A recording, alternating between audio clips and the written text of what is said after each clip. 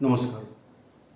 आपण याच्या आधीच्या व्याख्यानामध्ये बघितलं होतं त्याप्रमाणे दादाभाई नौरोजी यांनी राष्ट्रीय सभेच्या म्हणजे काँग्रेसच्या अध्यक्षपदावरून जहाल बनण्यासाठी लोकांना प्रेरित केलं होतं. त्यांनी संदेश दिला होता, चळवळ करा, चळवळ करा, अखंड चळवळ करा. आणि चतुसूत्री म्हणजे स्वराज्य मिळवायसाठी स्वदेशीचा प्रयोग, परदेशी मालावर बहिष्कार आणि राष्ट्रीय शिक्षण, ह्या सगळ्यासाठी त्यांनी लोकांना प्रेरित करायचा प्रयत्न केला. त्यांनी ज्या रीतीने लोकांना त्यावेळेला प्रेरित केलं, लक्षात घ्या, हे साल आहे 1905. दादाभाई नौरोजी हे उच्च विद्याविभूषित, परदेशात जाऊन म्हणजे इंग्लंडमध्ये जाऊन भारताचं प्रतिनिधित्व करणारे असे दिग्गज नेते होते. त्यांनी या रीतीने लोकांना प्रेरित केलं आणि मग स्वातंत्र्यवीर सावरकरांनी परदेशी मालाची पहिली होळी ही पुण्यामध्ये केली. कारण बहिष्कार घालायचा म्हणजे तो मुळापासून घातला पाहिजे. लोकांच्या मनामध्ये परदेशी मालाविरुद्ध राग उत्पन्न झाला पाहिजे आणि मग त्यासाठी त्यांनी हा एक मोठा प्रयोग त्यावेळेच्या पुण्यामध्ये केला. लक्षात घ्या, यावेळेला ते महाविद्यालयामध्ये शिक्षण घेत होते आणि मग पुण्यामध्ये त्यांनी परदेशी मालाची जाहीर रीतीने म्हणजे अक्षरशः असं म्हणतात की तिरडीवर परदेशी माल टाकून प्रेतयात्रा काढली आणि वैकुंठ भूमीमध्ये त्याचं शेवटी दहन करण्यात आलं. तिथं सगळ्या नेत्यांची भाषणं ही त्या ठिकाणी झाली. अर्थातच यासाठी शिक्षा होती सावरकरांना ठरलेली, त्याप्रमाणे त्यांना कॉलेजमधून महाविद्यालयातून निष्कासित करण्यात आलं. परंतु टिळकांनी रदबदली केली आणि मग काही दंड म्हणजे त्यावेळेला 10 रुपये एवढा प्रचंड दंड आकारला आणि सावरकरांना परत एकदा महाविद्यालयीन शिक्षणाचे दरवाजे खुले झाले. आणि एक योगायोगाची गंमत म्हणजे अभ्यासक्रम अशी नाही आहे फार, पण जेव्हा गांधीजींना त्यांना याबद्दल विचारलं होतं तर त्यावेळेला ते म्हणाले होते की अशी परदेशी मालाची होळी वगैरे करून स्वराज्य मिळवणं शक्य नाही. 1905 सालातलं विधान आहे. गांधीजी यावेळेला शिक्षण घेऊन भारतात परत आलेले आहेत.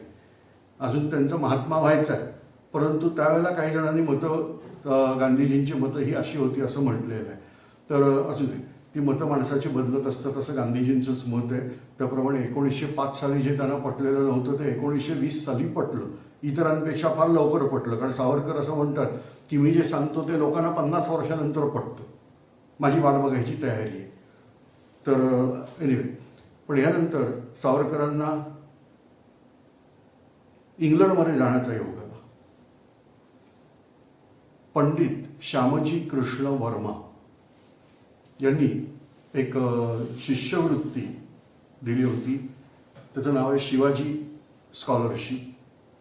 तसंच जे भारतीय बांधव इंग्लंडमध्ये शिकण्यासाठी येतील त्यांच्यासाठी त्यांनी एक तिकडचं मोठं घर भाड्याने घेतलं होतं आणि तिथं ती शिकायची सोय होती. त्याला इंडिया हाऊस असं नाव होतं. आणि मग सावरकर हे आता इंग्लंडला जाणार आहेत. अर्थात सगळ्याचा सगळा खर्च हा स्कॉलरशिपमधून निघणार नव्हता, त्यामुळं अन्य मार्गाने सुद्धा त्यांनी आपल्या खर्चाची तरतूद केली आणि बोटीच्या प्रवासाला सुरुवात झाली. इथं तसं म्हणतात त्यांनी आपल्या संघटनेचं नाव अधिक व्यापक केलं. जे मित्रमेळा असं होतं त्याऐवजी अभिनव भारत या रीतीने ही संस्था पुढं नावारूपाला आली. जसं सावरकर लंडनमध्ये पोहोचले ते इंडिया हाऊसमध्ये राहायला लागले आणि इथून पुढे इंडिया हाऊस हे सशस्त्र क्रांतिकारकांचा एक मोठा अड्डा बनला. त्यावेळेला स्वातंत्र्यवीर सावरकरांच्या संपर्कात आलेल्या माणसांची सूची, काही सूची देतो, सगळी नावं मला माहीत नाहीत, परंतु प्रामुख्याने सेनापती बापट म्हणजे पांडुरंग महादेव बापट, त्याच्यानंतर मदनलाल धिंगरा, रासबिहारी बोस, लाला हरदयाळ, मॅडम कामा, अशी कितीतरी नावं त्यांच्या संपर्कात आलेल्या व्यक्तींची आहेत. ही मी केवळ काही नावं घेतलेली आहेत. प्रत्यक्ष हे नेटवर्क हे प्रचंड मोठं त्यावेळेला होतं. लक्षात घ्या, सावरकर लंडनला शिकायला गेले. बॅरिस्टरीची परीक्षा पास होण्यासाठी म्हणून ते तिथं गेलेले आहेत, बॅरिस्टर होण्यासाठी म्हणून ते तिथं गेलेले आहेत. पण प्रत्यक्ष त्यांनी इथं खूप मोठं क्रांतिकारकांचं जाळं हे उभं केलं असं म्हणावं लागेल. त्यावेळेला कसं होतं बघा, शत्रूचा शत्रू तो आपला मित्र. 1905 साल हे महत्त्वाचं एवढ्यासाठी आहे युरोपच्या इतिहासात की त्यावेळेला इंग्लंड आणि फ्रान्स हे पिढीजात वैर विसरून एकत्र आलेले. त्यांनी टेबलावर बसून चर्चा केली आणि दोघांमधले जे विवादास्पद मुद्दे आहेत हे शांततामय मार्गाने सोडवले, कारण फ्रान्सला पर्यायच नव्हता. तिकडे जर्मनी बलाढ्य होत चालला होता. फ्रान्सने एकदा स्वबळावरती जर्मनीला हरवायचा प्रयत्न केला, पण तो जो प्रिन्स बिस्मार्क होता त्याच्या युद्धनीतीसमोर हे फेल गेलं आणि उलट अल्सेक आणि लॉरेन्स हे प्रांत फ्रान्सला गमवावे लागले. पार पॅरिसच्या जवळपासपर्यंत जर्मनांच्या फौजा येऊन पोहोचल्या होत्या. भविष्यात ही गोष्ट व्हायला नको या दृष्टीने फ्रान्सने इंग्लंडशी मैत्री, म्हणजे जर्मनीपेक्षा इंग्लंड बरा आहे अशा ह्याच्यात इंग्लंडबरोबर मैत्री प्रस्ताव स्वीकारला. इंग्लंडला युरोपमध्ये आपलं स्थान मजबूत करायचं होतं. लक्षात ठेवा, इंग्लंडचा जो प्रवास आहे हा फार विचित्र आहे. आता संबंध नाही पण थोडासा भाग घ्यायला हरकत नाही की ईस्ट इंडिया कंपनी स्थापन करण्यापूर्वी इंग्लंडची ओळख ही चोर राष्ट्र म्हणून होती. किंबहुना पोर्तुगालमध्ये जे इंग्लंडची करन्सी म्हणजे इंग्लंडचं चलन आहे त्याला पायरेट्स या नावानेच ओळखलं जायचं. ज्यावेळेला ईस्ट इंडिया कंपनी स्थापन करत होते इंग्लंडमध्ये, ब्रिटिश ईस्ट इंडिया कंपनी म्हणूया, त्यावेळेला त्याचं एक जे काही ऑब्जेक्टिव्ह आहे, एक जो उद्देश आहे ते म्हणजे इंग्लंडला जगामध्ये सन्मानाचं स्थान प्राप्त करून देता येईल, असंही एक ऑब्जेक्टिव्ह आहे. म्हणजे ज्या वेळेला हे सगळे प्रकार चालू होते तेव्हा हे इंग्रज लोक चोऱ्यामाऱ्या करण्यात, फक्त थोडासा फरक आहे, समुद्रातल्या चोऱ्यामाऱ्या करण्यात एक्सपर्ट होते. मग नंतर चोरीची विद्या त्याने आणखी विकसित केली. पण आत्ताच्या घडीला एवढंच म्हणूया की चोऱ्यामाऱ्या करण्यामध्ये ते एक्सपर्ट होते. मग त्यांनी चोरीच्या जोडीला तत्वज्ञान वगैरे वगैरेची भर दिली आणि मग व्यापक स्वरूपात चोरी करत बसले. तर तिथं आत्ताचा मुद्दा आहे त्याप्रमाणे इंग्लंडला युरोपातलं आपलं स्थान बलाढ्य करायचं होतं. आपलं लांबडं नाक प्रत्येक देशाच्या राजकारणात खुपसायची ह्या अँग्लो सॅक्सन लोकांना जाम सवय आहे. मग ती इंग्लंड असू देत, अमेरिका असू देत. आता बघा ना, जपान बरोबर युद्ध खेळायची अमेरिकेला काय आवश्यकता होती दुसऱ्या महायुद्धाच्या वेळेला? जपान कुठच्या कुठे आहे, अर्धी पृथ्वी ओलांडल्यावर याचा अमेरिकेचा किनारा येतो. इतक्या दूर देशातल्या लोकांना जपानला काय गरज होती युद्ध खेळायची? पण अमेरिका हवा अशी क्रिएट करते की प्रत्येक ठिकाणी आपलं लक्ष तिथं जाईल. आताही तुम्ही रिसेंटली ऍक्टिव्हिटी बघा, इराण बरोबर चाललेलं युद्ध. इराण कुठं आहे जगाच्या नकाशावर, अमेरिका कुठं आहे? पण जिथं तिथं यांचे आपले हितसंबंध गुंतलेले असतात. इंग्रजांचे त्यावेळेला राजकारण असंच चालायचं आणि मग ते हितसंबंध गुंतवायला स्वतः घुसायचं. म्हणजे एखाद्या देशाच्या संरक्षणाची जबाबदारी आम्ही घेतो, म्हणजे त्या देशाच्या राजकारणात आपल्याला नाक खूप असतं. तर भारतामध्ये त्यांनी काय केलं होतं? हेच तर केलं होतं. संस्थानिक जे होते त्यांच्या भांडणामध्ये स्वतःमध्ये घुसायचं आणि एका संस्थानिकाची बाजू घ्यायची, दुसऱ्याशी युद्ध करायचं. मग तैनाती फौजेसारखं, म्हणजे सबसिडरी अलायन्स प्लॅन म्हणतात, तर अशा काही गोष्टी घुसवायच्या आणि असं करत अख्खा भारत त्या लोकांनी जिंकला होता. हीच रणनीती ते युरोपात वापरत होते. आता स्वतः त्यांच्या देशाचा इतिहासही तसाच आहे. याला गोंडस नाव आहे. आपण इंग्लंड म्हणत असतो, पण ऑन रेकॉर्ड याचं गोंडस नाव आहे UK, युनायटेड किंगडम्स. कुठच्या राजवटी एकत्र आलेल्या आहेत? तर प्रामुख्याने इंग्लंड. तुम्ही इंग्लंडचा जर नकाशा बघितला तर लक्षात येईल की दक्षिणेकडचा जो भाग आहे त्याला खरं तर इंग्लंड नाव आहे.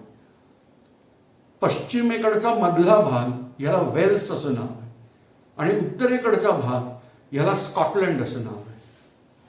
आणि पश्चिमेकडं आणखीन एक बेट बघायला मिळतं, त्याला आयर्लंड असं नाव आहे.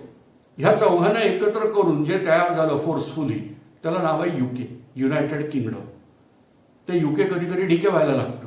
म्हणजे उदाहरणार्थ द्यायचं झालं तर आयर्लंड, आयरिश लोकांचं म्हणणं आहे आम्ही आयरिश आहोत, आयर्लंडचे आहोत, we are not belonging to England. त्यांच्याच भाषेत आम्ही काही इंग्लंडचे नाही. आणि त्यामुळं आयर्लंड स्वतंत्र होऊ इच्छित होता. मध्यंतरी त्यांचा बराच मोठा भाग त्यांना स्वतंत्र करण्यात यश आलं, पण सगळा काही आयर्लंड स्वतंत्र झालेला नाही. विशेषतः उत्तर आयर्लंड जो आहे तो अजूनही इंग्लंडच्याच म्हणजे UKच्याच ताब्यात आहे. स्कॉटलंडला मध्ये मध्ये उर्मी येत असते की आपण स्वतंत्र व्हायचं. हे असे प्रकार त्यांच्याकडे चालू असतात. आता त्यावेळेला महत्वाचं काय होतं तर आयरिश लोकांना स्वतंत्र व्हायची इच्छा होती. आणि मग अशा वेळेला सावरकरांनी आयरिश क्रांतिकारकांशी संपर्क केला झाली आंतरराष्ट्रीय संघटना, भारतीय क्रांतिकारक, इंग्लंडमधून आयरिश लोकांशी संबंध.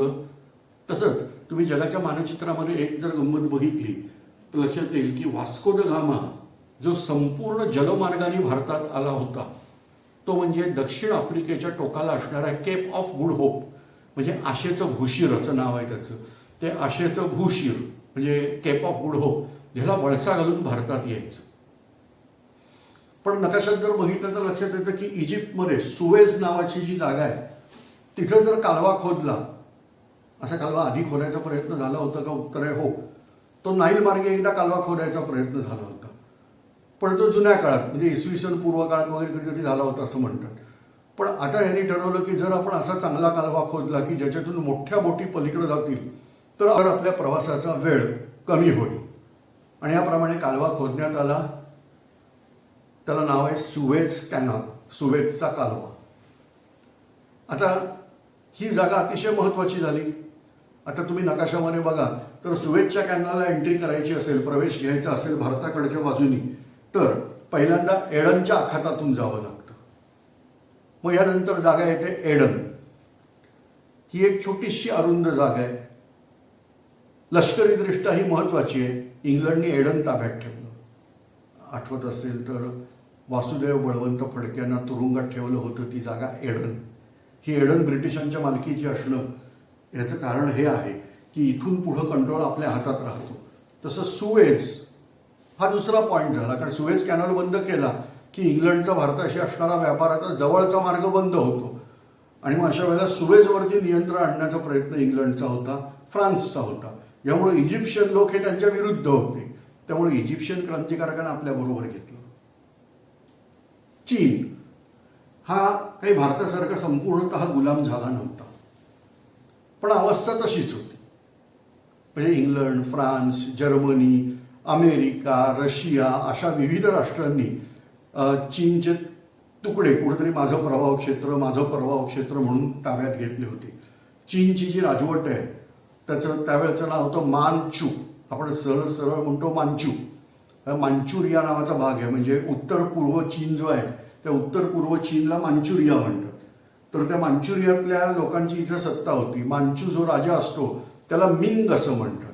इंग्लंडमध्ये हा किंग कसा होतो माहीत नाही, पण इंग्लंडमध्ये तो किंग, तो यांच्याकडं मिंग.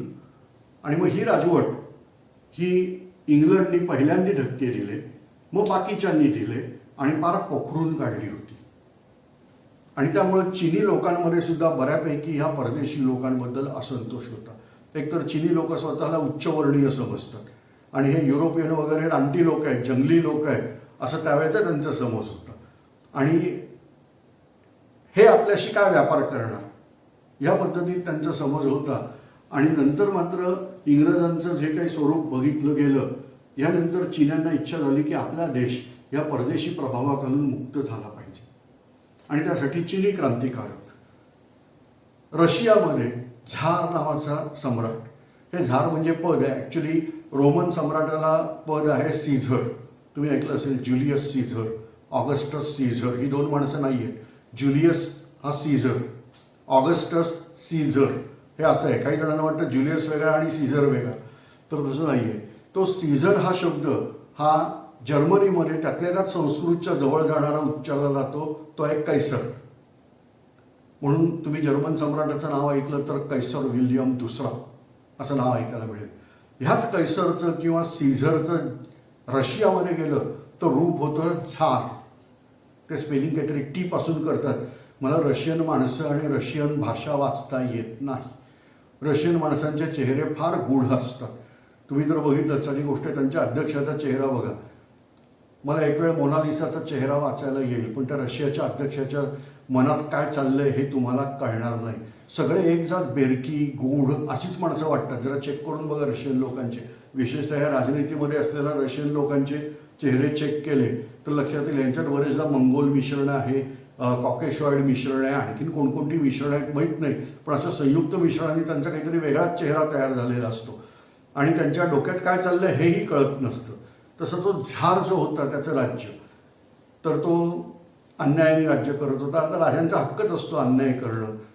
सगळेच राजे काही छत्रपती शिवाजी महाराजांसारखे प्रजेच्या कल्याणाच्या मागं वगैरे नसतात. तर त्याच्यामुळं त्या झारच्या विरुद्ध जनमत होतं आणि रशियन क्रांतिकारकही तयार होत होते. आणि अशा वेळेला रशियन क्रांतिकारकांशी पण संबंध तयार केले गेले. आणि ह्या रीतीने जगभरामध्ये शत्रूचा शत्रू तो आपला मित्र या नात्याने प्रचंड मोठी आंतरराष्ट्रीय संघटना क्रांतिकारकांची ही उभी केली. याच्यामध्ये स्वातंत्र्यवीर सावरकरांचं प्रचंड मोठं मोलाचं योगदान हे इथं आहे.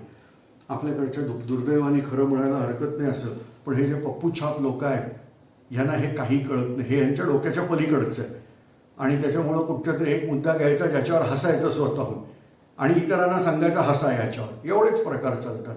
हे कार्य समजून घेणं खूप कठीण आहे. हे समजण्यासाठी त्या बुद्धिमत्तेची माणसं ही आवश्यक आहे. आता ही संघटना उभी राहिली.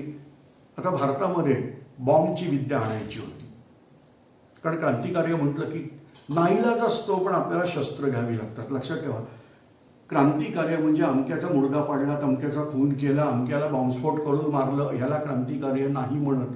क्रांतिकार्याचा अर्थ आपण बघितलेला आहे, ते म्हणजे राज्यव्यवस्थेत होणारा झटपट बदल आणि बदल करणारा तो बदल राष्ट्राच्या हिताच्यासाठी करत असतो.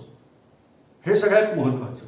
आणि मग अशा वेळेला जर राष्ट्रहितार्थ जर एखादं परिवर्तन राज्य यंत्रणेमध्ये केलं गेलं तर त्याला म्हटलं जातं क्रांती.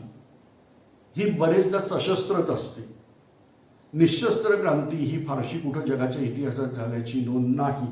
काही जण म्हणतील भारतामध्ये जो काही राज्य यंत्रणेत बदल झालेला आहे तो असाच झालेला आहे, तर तो तसाच झालेला नाही आहे. तो तसा झालाय असं भासवलंय, प्रत्यक्ष तसं नाही. आपण नंतर हा भाग बघूया.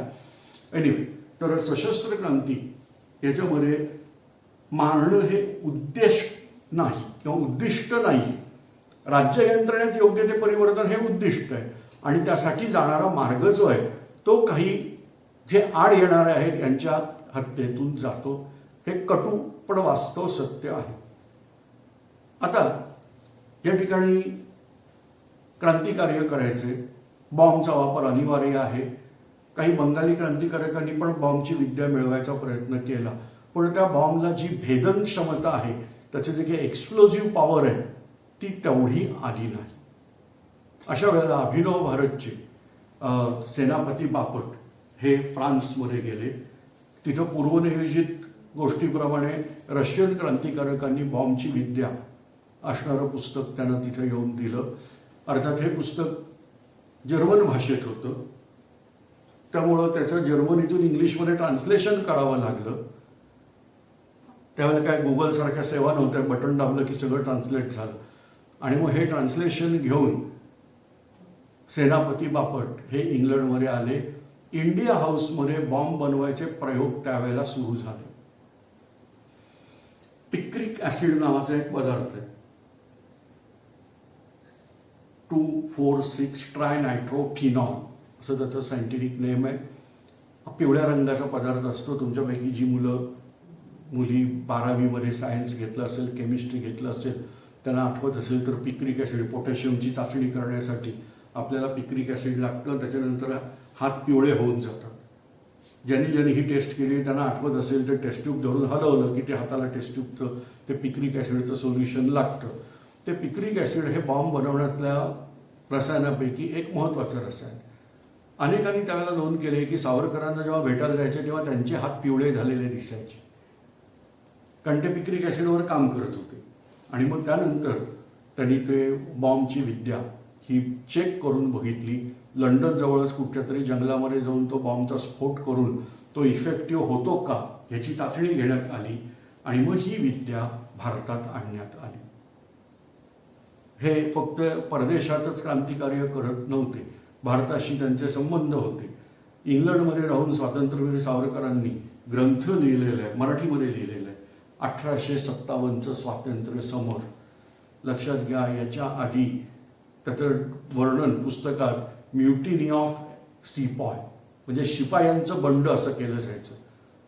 भारताच्या वतीने स्वातंत्र्यवीर सावरकर ही पहिली व्यक्ती आहे ज्यांनी सांगितलं it was not mutiny of sepoy, हे शिपायांचं बंड नाही, तर हे 1857चं पहिलं भारतीय स्वातंत्र्य समर आहे. त्यांनी तो ग्रंथ लिहिला पण ब्रिटिश गुप्तचर तुम्हाला माहिती आहे, कारण आमचे नालायक फितुरही तुम्हाला माहिती आहेत.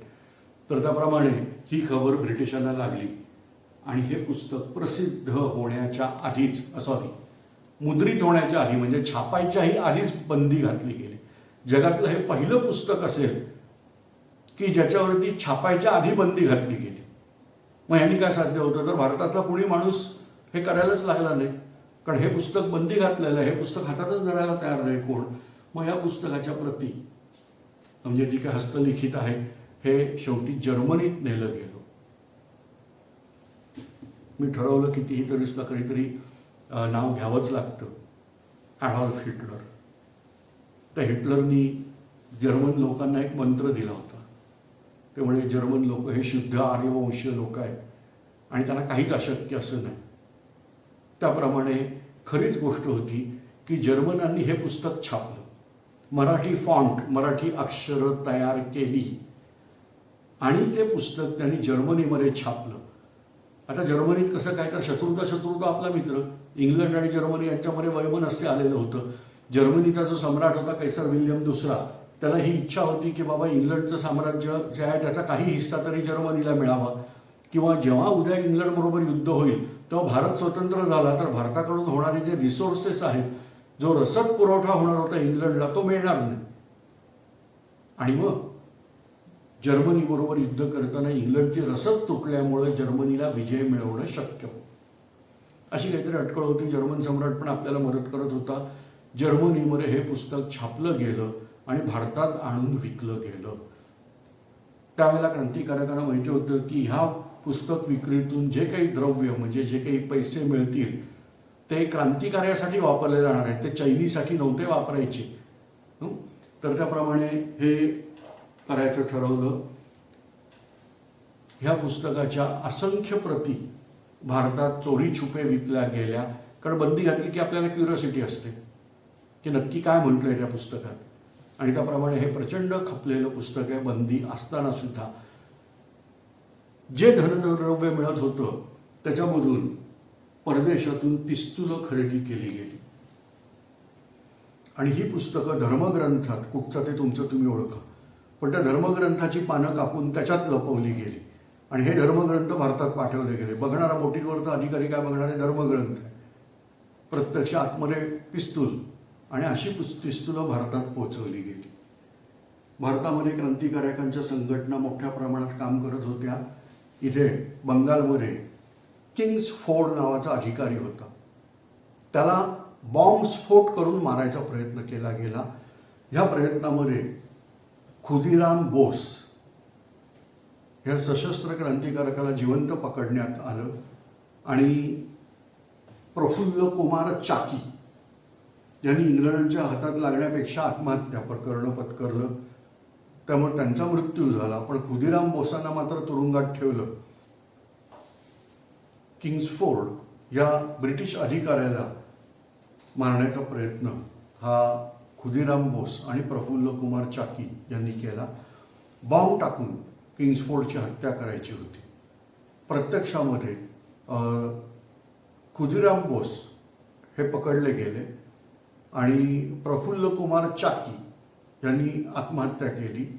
अर्थात ती स्टोरी खूप मोठी आहे, मी आत्ता फक्त संक्षिप्त स्वरूपात सांगितली आहे. खुदीराम बोसांनी बॉम्ब कुठून मिळवला, सगळ्यात महत्त्वाचा प्रश्न हा आहे. आणि मग ह्या बॉम्बचे धागेदोरे येऊन पोचले उत्तर प्रदेशात. अलीपूर नावाची जागा आहे, तिथं बॉम्ब बनवायचा कारखाना चालू केला होता. ह्यानंतर इथं बॉम्ब बनवायचं तंत्रज्ञान कसं आलं, ह्याचे धागेदोरे आले नाशिकमध्ये. स्वातंत्र्यवीर सावरकरांचे ज्येष्ठ बंधू गणेश दामोदर सावरकर, उपाख्य बाबाराव सावरकर यांच्यापर्यंत ते धागेदोरे येऊन पोहोचले.